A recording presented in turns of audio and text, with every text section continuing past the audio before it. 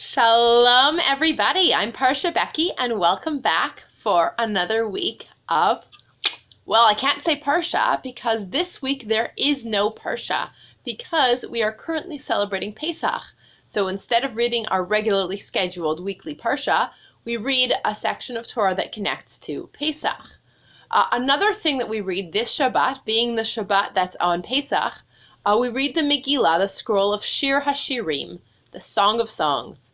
So I'm just going to speak a little bit about Shir HaShirim.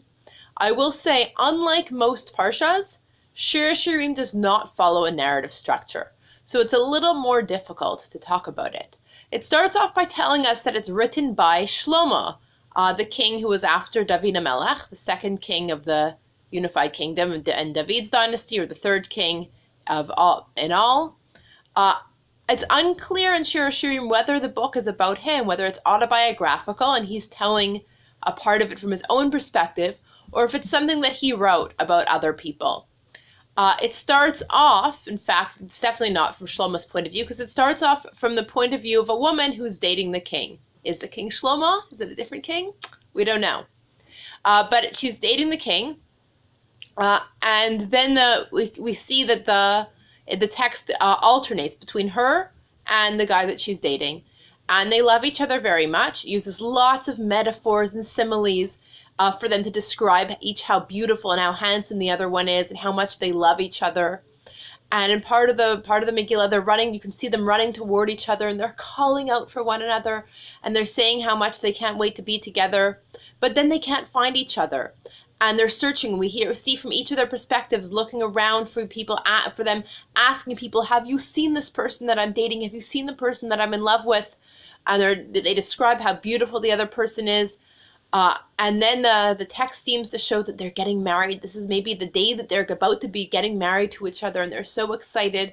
And they finally find each other, and they're getting together, and they're coming close together. But then again, they're separated. And they're asking around, they're asking people, have you seen this person that I love? And they're getting a little hurt on the way to find each other, and they're emotionally hurt and physically hurt. But their love is holding them together and keeping them strong despite all the challenges that they continue to face.